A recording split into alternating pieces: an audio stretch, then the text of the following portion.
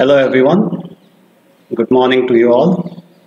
Today we are going to discuss about the introduction to accounting. तो introduction of accounting के अंदर देखिए सबसे पहले जो है हम अकाउंटिंग के मीनिंग के बारे में बात करेंगे कि अकाउंटिंग क्या है। अकाउंटिंग क्या है? ये एक आर्ट है। किस चीज़ की आर्ट है? Art of recording, classifying and summarising in a significant manner and in terms of money. मतलब अकाउंटिंग क्या है? अकाउंटिंग जो है वो एक आर्ट है ट्रांजैक्शंस को रिकॉर्ड करने की, उनको क्लासिफाई करने की, उनको समराइज करने की एक सिग्निफिकेंट मैनर और इन टर्म्स ऑफ मनी, और उसको जो है मनी की टर्म में। लेकिन कौन सी ट्रांजैक्शन रिकॉर्ड की जानी है? वो ट्रांजैक्शन यहाँ पे रिकॉर्ड की जानी है विच can be measured in terms of money, या फिर हम ये कह सकते हैं कि वो ट्रांजैक्शन जो है वो फाइनेंशियल कैरेक्टर की होनी चाहिए। तो इसके अंदर मीनिंग के अंदर देखिए, accounting is the art of recording, classifying and summarising in a significant manner and in terms of money transactions and events which are in part at least of a financial character and interpreting the results thereof.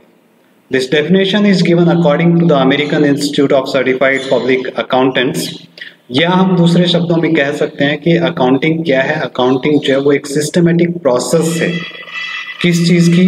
Identification की, measuring, recording, classifying, summarising, interpreting and communicating financial information. तो financial information को identify करने की, उनको major करने की, उनको record करने की, उनको क्लासिफाई करने की, उनको समराइज करने की, उनको इंटरप्रेट करने की और उनको कम्युनिकेट करने की एक प्रोसेस जो है वो अकाउंटिंग है।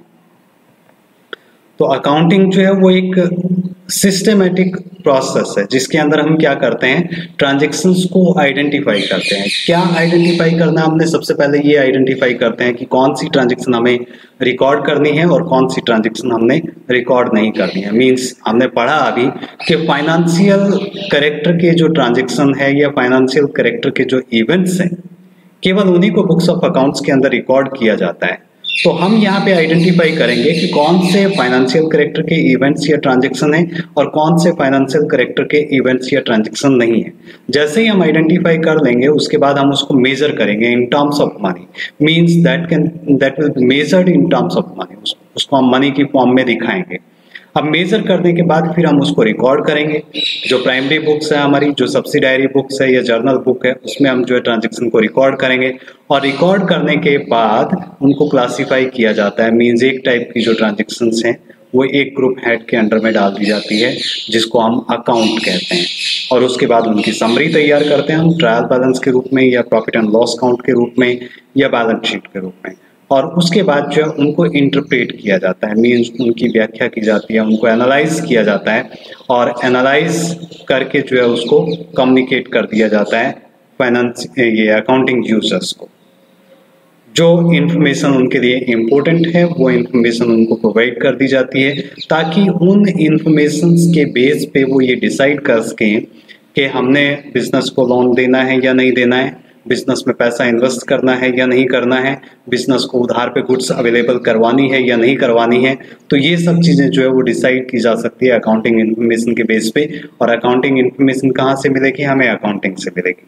तो अकाउंटिंग क्या है? ये एक सिस्टमेटिक प्रोसेस है of identifying, measuring, recording, classifying, summarizing, interpreting and communicating the financial information.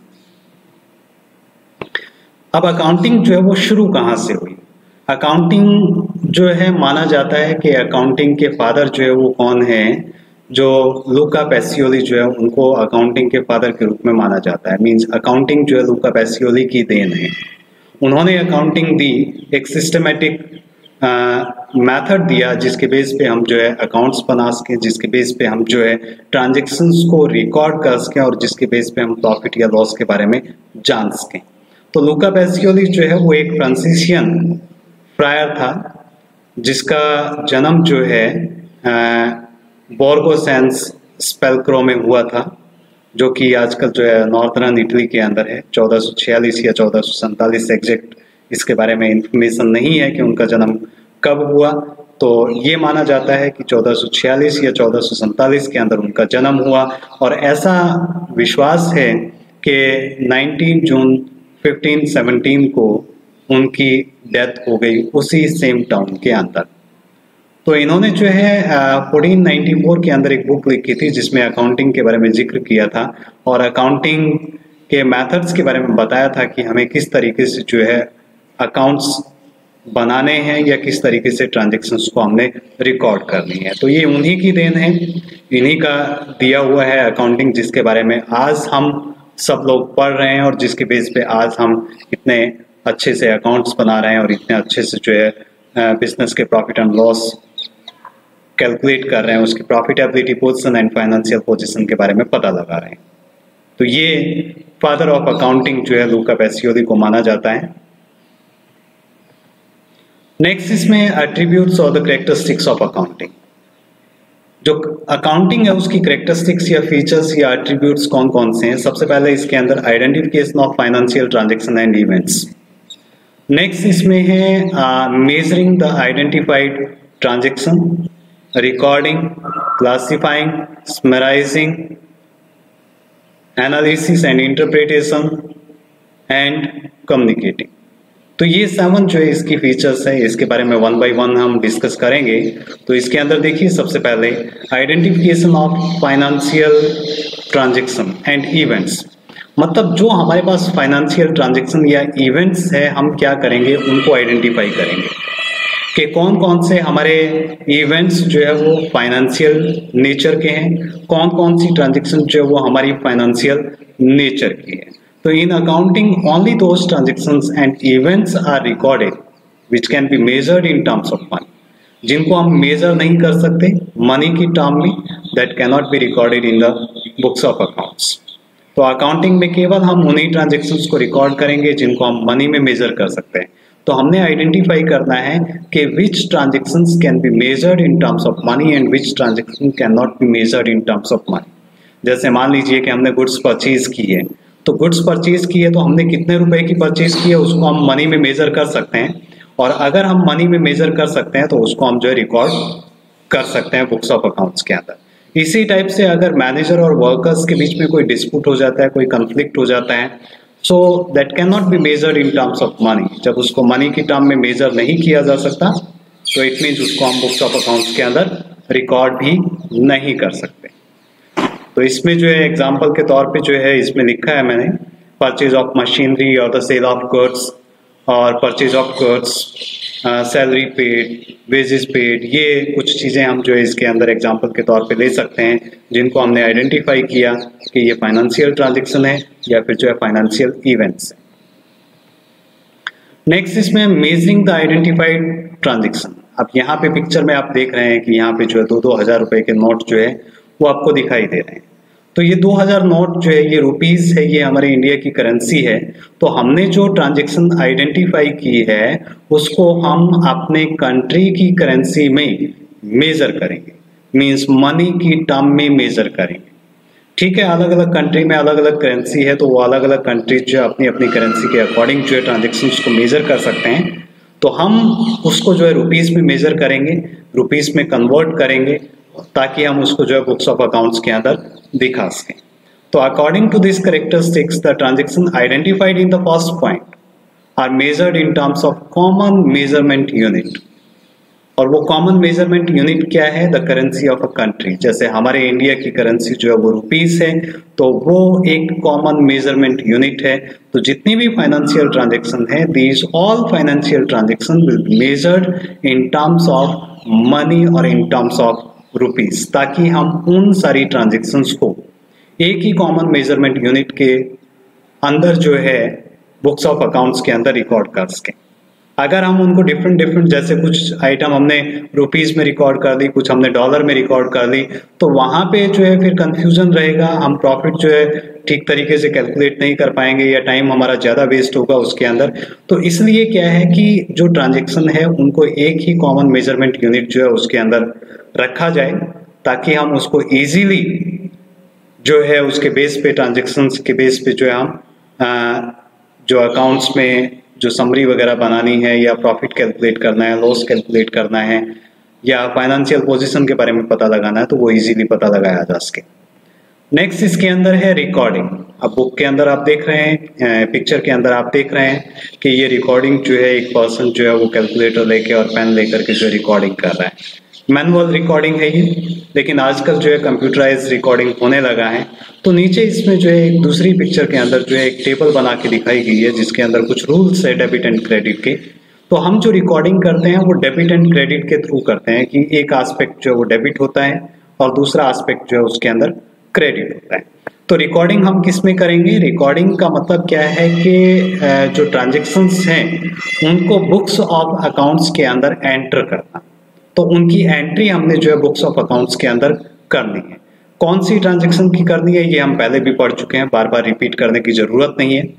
मैं समझता हूं कि आप लोग समझ चुके होंगे कि कौन सी ट्रांजेक्शन है वो फाइनेंशियल कैरेक्टर की ट्रांजेक्शन है, या जिनको हम मनी की टर्म में मेजर कर सकते हैं वो ट्रांजेक्शन है। तो उसको हम जो है बुक्स ऑफ ओरिजिनल एंट्री में रिकॉर्ड करते हैं या एंटर करते हैं। ठीक है, तो बुक्स ऑफ ओरिजिनल एंट्री हमारी कौन सी है? उसमें हमारी जर्नल बुक है, उसमें हमारी सब्सिडायरी बुक है जैसे sales book, purchase return book, sales return book, purchase return book, या bills receivable book, bills payable book. तो ये डिफरेंट बुक्स है। वो बिजनेस ऑर्गेनाइजेशन के ऊपर डिपेंड करता है, उसके साइज के ऊपर डिपेंड करता है कि अगर बिजनेस का साइज छोटा है तो वो किसी एक बुक को रख सकता है, अगर साइज बड़ा है तो वो बाकी की सभी सब्सिडायरी बुक्स को भी रख सकता है। It depends on the business. Next इसमें है आपका क्लासिफिकेशन या क्लासिफाइंग। अब आप इस पिक्चर में देख रहे हैं कि इसमें जो है कुछ लोगों की पिक्चर दी हुई है। यहाँ पे जहाँ मेरा ये कर्सर दिखाई दे रहा है वहां पे कुछ लोगों की पिक्चर है। अब इसमें दो बास्केट है, बास्केट 1 और बास्केट 2। अब बास्केट 1 के अंदर क्या है कि सिक पीपल, जो बीमार लोग हैं उनका एक ग्रुप बनाया गया है, और दूसरी जो बास्केट है उसमें जो है हेल्दी पीपल जो है उनका एक ग्रुप बनाया गया है। मतलब ये जो टोटल पीपल थे उन लोगों में से सिक पीपल और हेल्दी पीपल का एक ग्रुप बना दिया गया। तो मतलब क्या है कि जो जो सिक है उनको एक ग्रुप में डाल दिया, एक उनको बास्केट 1 में डाल दिया, और जो जो हेल्दी है उनको बास्केट 2 में डाल दिया। ऐसे ही क्या है अकाउंट के अंदर, अकाउंट में जो हमने फाइनेंशियल ट्रांजेक्शन को रिकॉर्ड किया है, after recording these financial transactions in the books of accounts, हमने क्या करना है, जो एक टाइप की जो ट्रांजेक्शंस हैं उनको हमने एक ग्रुप में डालना है, मींस ग्रुपिंग ऑफ ट्रांजेक्शन हमने करनी है। ठीक है, तो वन नेचर की जो ट्रांजेक्शंस है उनको वन प्लेस पे हमने क्या करना है, ग्रुपिंग करना है अंडर वन हेड। जैसे मान लीजिए हम सैलरी पे करते हैं। अब सैलरी जो हमने पे की है पूरे साल के दौरान, क्योंकि सैलरी तो हर महीने पे की जाती है, तो पूरे साल के दौरान जो सैलरी पे की है उसको हम एक सैलरी अकाउंट में डालेंगे। ठीक है, तो इसमें क्या है कि it is the process of grouping of transactions और entries of one nature at one place. The transactions which are recorded in the journal or the subsidiary books are classified or posted to the main book। जिस book में हम इनको classify करते हैं या जिस book में हम इनको पोस्ट करते हैं उस बुक को हम जो है मेन बुक बोलते हैं, और उसका नाम है लेजर बुक। तो लेजर बुक में जो है उन ट्रांजेक्शन्स को पोस्ट किया जाता है। तो उस बुक में हम क्या करते हैं कि इंडिविजुअल अकाउंट हेड के अंडर में जो है उस अकाउंट से रिलेटेड जितनी भी ट्रांजेक्शन्स है उसको उस अकाउंट में डाल दिया जाता है, उस अकाउंट में पोस्ट कर दिया जाता है। जैसे इसमें एग्जांपल दिया है कि एक डेटर है अजीम, तो अजीम से रिलेटेड जितनी भी ट्रांजेक्शन है, मतलब जितनी भी बार हमने अजीम को सेल किया है या अजीम को डिस्काउंट दिया है, तो डिस्काउंट या सेल जो भी किया है हमने अजीम को, वो सारी की सारी ट्रांजेक्शन जो है हम एक अकाउंट में अजीम अकाउंट में डाल देंगे, ताकि ईयर के एंड में हम ये पता लगा सकें कि अजीम को हमने कितना सेल किया है या अजीम से हमने कितना पैसा लेना है, उस चीज के बारे में हम पता लगा सकते हैं इजीली। तो ये है क्लासीफाइंग। नेक्स्ट है इसमें समराइजिंग। अब जैसे ही हमने क्लासीफाई कर दिया, डिफरेंट अकाउंट्स बना दिए, तो ईयर के एंड में जब अकाउंट क्लोज होंगे तो उनका बैलेंस कैलकुलेट किया जाएगा, उनका बैलेंस निकाला जाएगा कि कौन से अकाउंट का क्या बैलेंस है। तो इसमें क्या है कि इसमें पिक्चर में जैसे आप देख रहे हैं, I just need the main ideas, मतलब मुझे पूरे अकाउंट की जरूरत नहीं है। मुझे क्या चाहिए, मुझे उसमें से मेन आइडियाज चाहिए, जो जो इम्पोर्टेंट है, जो जो मेरे नॉलेज के, जो जो मेरे काम के हैं, वो आइडियाज मुझे चाहिए।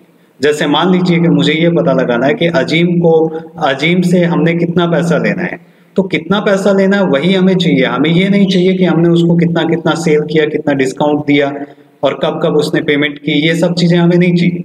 हमें क्या चाहिए, केवल और केवल एक ही फिगर चाहिए, और वो कौन सी फिगर, कि अजीम से हमने कितना पैसा लेना है। ठीक है, इसी टाइप से मान लीजिए कोई सप्लायर है राहुल नाम का, तो हमने ये पता लगाना है कि राहुल को कितनी पेमेंट करनी है। हमें ये नहीं चाहिए कि हमने राहुल से कितना परचेज किया, कब कितनी पेमेंट की उसको, और अब लास्ट में कितना बैलेंस बचा है, वो नहीं चाहिए। हमें लास्ट का बैलेंस चाहिए कि अभी हमने कितना पेमेंट करना है। तो that is the main idea. तो उस मेन आइडिया को जानने के लिए हम क्या करते हैं, एक समरी बनाते हैं। ठीक है, उस समरी के लिए हम क्या करते हैं, तीन चीजें हम जो है बनाते हैं, उसके अंदर तीन स्टेटमेंट हम बनाते हैं ट्रांजेक्शन्स को समराइज करने के लिए।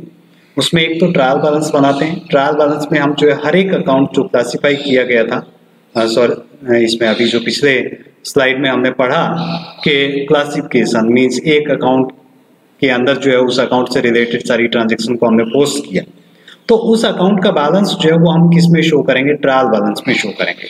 तो ट्रायल बैलेंस जो है सभी अकाउंट की एक समरी हो जाएगी, जिसके अंदर सभी अकाउंट्स की डिटेल जो है उसमें लिखी जाएगी कि किस अकाउंट का कितना बैलेंस है। मान लीजिए किस फॉर एग्जांपल किस पर्सन को कितना पैसा देना है, किस पर्सन से कितना पैसा लेना है, तो वो सब हम उसमें दिखाते हैं। दूसरी इसमें जो स्टेटमेंट बनाते हैं हम समराइजिंग के लिए, वो हम बनाते हैं trading and profit and loss account and income statement. तो trading and profit and loss account जो है वो हम यूज करते हैं सोल ट्रेड के लिए, या फिर जो है ज्वाइंट हिंदू फैमिली बिजनेस है या पार्टनरशिप फॉर्म है उसके लिए। और दूसरा जो है statement of profit and loss account जो है, statement of profit and loss count word जो है वो हम यूज करते हैं कंपनी ऑर्गेनाइजेशन के लिए। और तीसरी एक स्टेटमेंट बनाते हैं हम बैलेंस शीट। जो trading and profit and loss account या statement of profit and loss account जो है, that was prepared to calculate the profit और लॉस ऑफ द बिजनेस। और बैलेंस शीट हम बनाते हैं बिजनेस की फाइनेंशियल पोजीशन के बारे में पता लगाने के लिए। तो ये तीन स्टेटमेंट हम बनाते हैं जो कि हमें सभी अकाउंट्स की समरी प्रोवाइड करती है। तो अकाउंट्स को हम समराइज करते हैं in these three statements. Next feature है इसमें एनालिसिस एंड इंटरप्रिटेशन। मतलब जो ट्रांजैक्शन है हमारे पास उनको हम एनालाइज करेंगे और फिर हम उनको इंटरप्रेट करेंगे। मतलब हमने एनालाइज किया, एनालाइज करके उनको इंटरप्रेट किया। जैसे आप पिक्चर में देख रहे हैं कि ये पर्सन जो है देख रहा है यहाँ पे इसके थ्रू, लेंस के थ्रू, कि मतलब जो है प्रॉफिट इंक्रीज हो रहा है या नहीं हो रहा, सेल इंक्रीज हो रही है या नहीं हो रही है। ठीक है, हम एनालाइज करेंगे, पिछली साल के सेल के साथ जो है कंपेयर करेंगे या पिछले साल के प्रॉफिट के साथ कंपेयर करेंगे, तभी हम पता लगा सकते हैं कि प्रॉफिट का इंक्रीजिंग ट्रेंड है, मींस इंक्रीज हो रहा है या डिक्रीज हो रहा है, या जिगजैग ट्रेंड, मतलब कभी इंक्रीज हो गया कभी डिक्रीज हो गया, कौन सा ट्रेंड है। तो ये एनालिसिस के थ्रू और इंटरप्रिटेशन के थ्रू ही हमें पता चल पाएगा।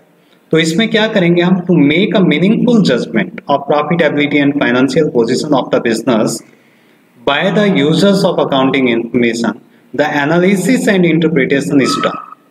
So it help in planning and policy formulation for the future in a better way.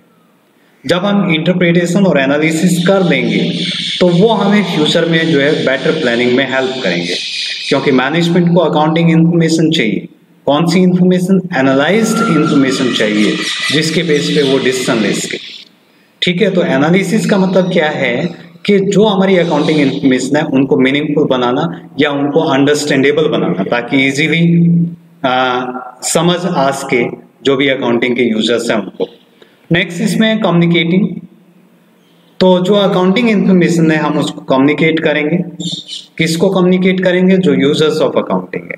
तो कम्युनिकेट करने के हमारे पास डिफरेंट मेथड है जो आप इस पिक्चर में भी देख सकते हैं कि आपका इंटरनेट है, या फिर जो है ऑरली हम उसको जो है कन्वे कर सकते हैं, या न्यूज़पेपर्स के थ्रू हम कन्वे कर सकते हैं, या फिर जो है one person to another person जो है कन्वे की जा सकती है, टेलीफोनिकली कन्वे की जा सकती है।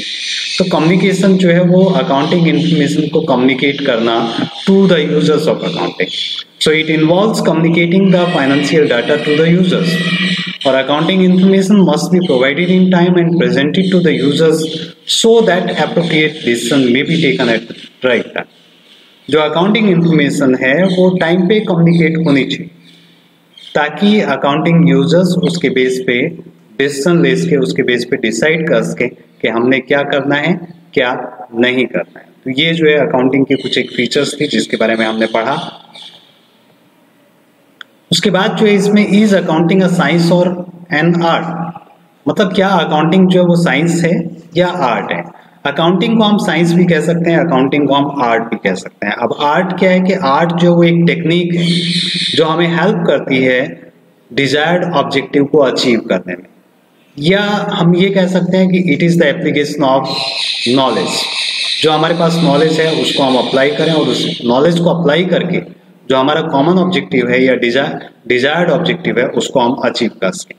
तो अकाउंटिंग जो है वो एक आर्ट है रिकॉर्डिंग की, क्लासिफाइंग की और समराइजिंग की, जिसमें हम फाइनेंशियल ट्रांजैक्शंस को रिकॉर्ड करते हैं, क्लासिफाई करते हैं और समराइज करते हैं। इसी टाइप से जो साइंस है, साइंस क्या है वो सिस्टमेटाइज्ड बॉडी ऑफ नॉलेज है जो सर्टेन प्रिंसिपल्स के ऊपर बेस्ड होती है। ऐसे ही जो अकाउंटिंग है, अकाउंटिंग भी क्या है सिस्टमेटाइज्ड बॉडी ऑफ नॉलेज है, बिकॉज अकाउंटेंसी हम जो बात करते हैं, अकाउंटेंसी क्या है जिसकी अपनी अलग थ्योरी है, जिसके अपने प्रिंसिपल है, लाइक साइंस। तो इसका मतलब अकाउंटिंग जो है वो साइंस है और उसके साथ साथ वो आर्ट भी है। नेक्स्ट इसमें हम बात करेंगे बुक कीपिंग के बारे में कि बुक कीपिंग क्या है। बुक कीपिंग क्या है, it is the part of accounting. अब इसमें क्या क्या इन्वॉल्व किया जाता है, इसमें हम इन्वॉल्व करते हैं ट्रांजैक्शंस को आइडेंटिफाई करना, उसको रिकॉर्ड करना और उसको क्लासिफाई करना। Means identifying, measuring and recording and classifying, ये 4 पॉइंट जो है जो अकाउंटिंग फीचर्स के कहें हम या अकाउंटिंग प्रोसेस के कहें, तो अकाउंटिंग प्रोसेस के ये जो 4 पॉइंट है ये बुक कीपिंग के अंदर इंक्लूड किए जाते हैं।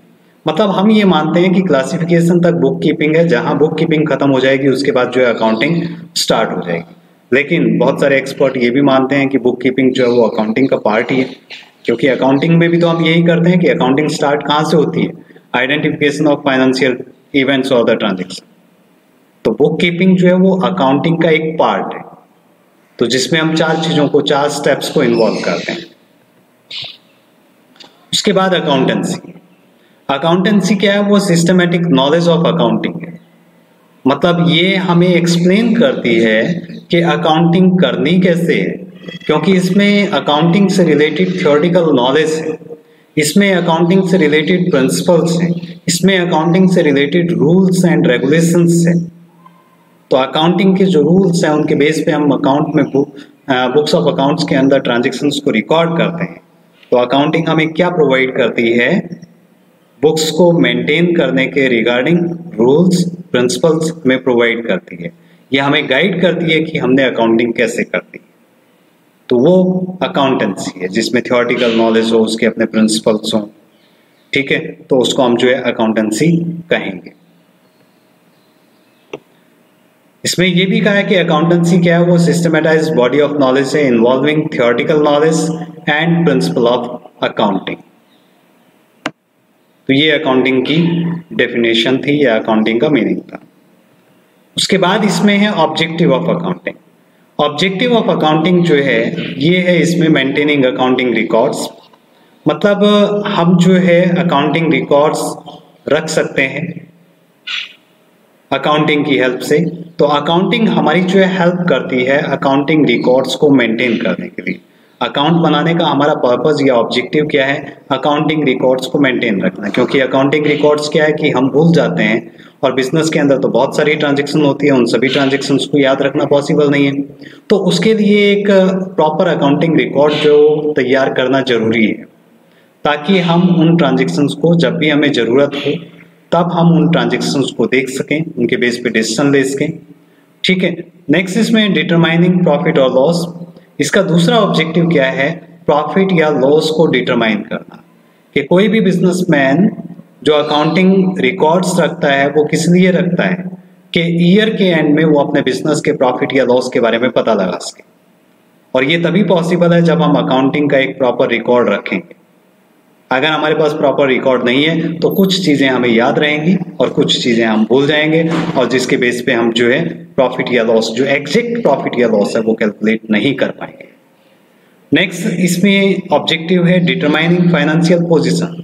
जो बिजनेस की फाइनेंशियल पोजीशन है कि बिजनेस कितना स्ट्रांग है, बिजनेस के लोन और कैपिटल का जो रेशियो है वो क्या है। ठीक है, तो हम बिजनेस की फाइनेंशियल पोजीशन, अगर बिजनेस के पास जो है लोन के कंपैरिजन में कैपिटल ज्यादा है तो उस केस में बिजनेस की फाइनेंशियल पोजीशन जो है वो बहुत अच्छी है। तो वो बिजनेस की जो फाइनेंशियल पोजीशन है उसके बारे में पता लगाने के लिए भी हमें अकाउंटिंग की जरूरत है, क्योंकि अकाउंटिंग रिकॉर्ड अगर हमारे पास नहीं है तो हम फाइनेंशियल पोजीशन के बारे में पता नहीं लगा सकते। फैसिलिटेटिंग मैनेजमेंट, अकाउंटिंग जो है वो मैनेजमेंट को हेल्प करती है, मैनेजमेंट को जो है मैनेजमेंट से रिलेटेड इंफॉर्मेशन प्रोवाइड करती है, जिसके बेस पे मैनेजर जो है पॉलिसी फॉर्मुलेट कर सकता है, मैनेजर जो है प्लानिंग कर सकता है फ्यूचर के बारे में।